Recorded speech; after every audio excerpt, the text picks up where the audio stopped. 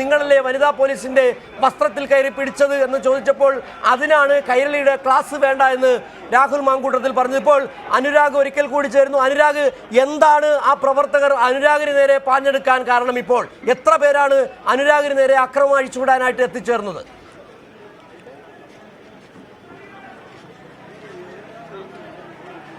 പ്രവർത്തകർ തുടക്കത്തിൽ പോലീസിന് നേരെയാണ് അക്രമം അഴിച്ചുവിട്ടെങ്കിൽ ഇപ്പോൾ അവരുടെ ലക്ഷ്യം കൈരളി വാർത്താ സംഘമായി മാറിയിരിക്കുകയാണ്. വീണ്ടും തുടരെ നമുക്ക് നേരെ അസഭ്യം പറയുന്നു. വീണ്ടും നമ്മുടെ ജോലിയെ തന്നെ തടസ്സപ്പെടുത്തുന്ന രീതിയിലാണ് യൂത്ത് കോൺഗ്രസ് പ്രവർത്തകർ ഇവിടെ ഇവിടെ നടത്തിക്കൊണ്ടിരിക്കുന്ന പ്രവർത്തനം. ആകെ ചെയ്ത തെറ്റ്, ഈ വ്യാജ പ്രചരണം യൂത്ത് കോൺഗ്രസിന്റെ സംസ്ഥാന അധ്യക്ഷൻ നടത്താൻ ശ്രമിച്ചപ്പോൾ അതിൽ ഇടപെട്ടുകൊണ്ട് ചോദ്യം ചോദിച്ചു. സത്യം എന്താണ് എന്നുള്ള ചോദ്യം ചോദിച്ചതാണ് നമ്മൾ ചെയ്ത ഏക തെറ്റ്. അതിലുള്ള ഒരു പ്രതികാര നടപടിയോടൊന്നോണമാണ് ഇപ്പോൾ യൂത്ത് കോൺഗ്രസ് പ്രവർത്തകർ നമുക്ക് നേരെ തിരിഞ്ഞിരിക്കുന്നത്.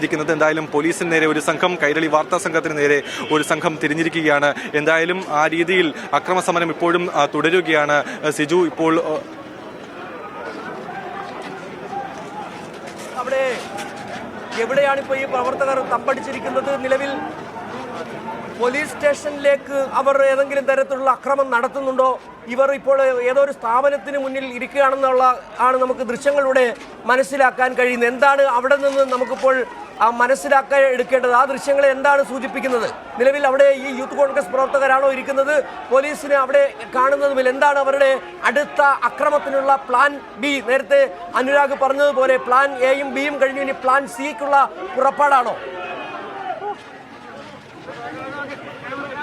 അപ്പോൾ വി ഡി സതീശൻ എത്തിയിരിക്കുകയാണ്. ഈ അക്രമത്തിന് തുടക്കം കുറിച്ച വി ഡി സതീശൻ അതിന് ആഹ്വാനം നടത്തിയ വി ഡി സതീശൻ ഇവിടേക്ക് എത്തിയിരിക്കുന്ന കാഴ്ചയാണ്. വി ഡി സതീശന്റെ നേതൃത്വത്തിൽ പ്രവർത്തകർ ഇപ്പോൾ വീണ്ടും ആ ഗേറ്റിന് മുന്നിലേക്ക്, സമര ഗേറ്റിന് മുന്നിലേക്ക്, നോർത്ത് ഗേറ്റിന് മുന്നിലേക്ക് സംഘടിച്ച് പൊയ്ക്കൊണ്ടിരിക്കുകയാണ്.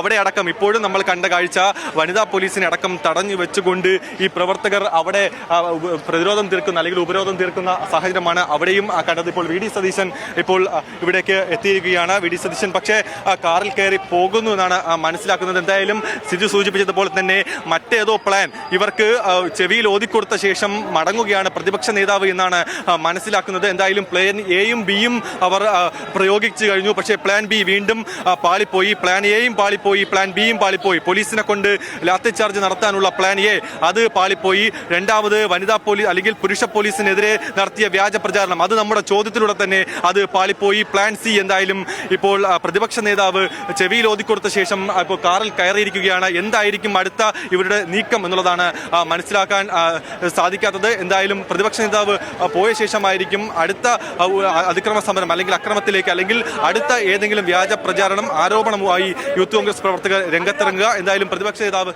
അനുരാഗ്, ഈ അക്രമം ഈ യൂത്ത് കോൺഗ്രസ്സുകാർ അഴിഞ്ഞാടിയ സമയം അത്ര നേരവും പ്രതിപക്ഷ നേതാവ് തൊട്ടടുത്തുള്ള ഒരു സ്ഥാപനത്തിൽ നിന്ന് കണ്ടുകൊണ്ടിരിക്കുകയായിരുന്നു. ഈ ദൃശ്യങ്ങൾ, ഈ അക്രമം, ഈ ഗുണ്ട വിളയാട്ടം കണ്ടുകൊണ്ടിരിക്കുകയായിരുന്നു അവിടെ.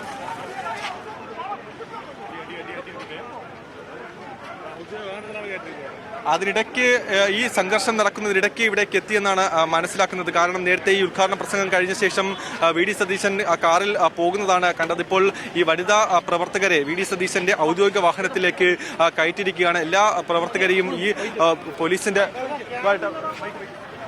ഇപ്പോൾ വി ഡി സതീശൻ പ്രതികരിക്കുമെന്നാണ് മനസ്സിലാക്കുന്നത്.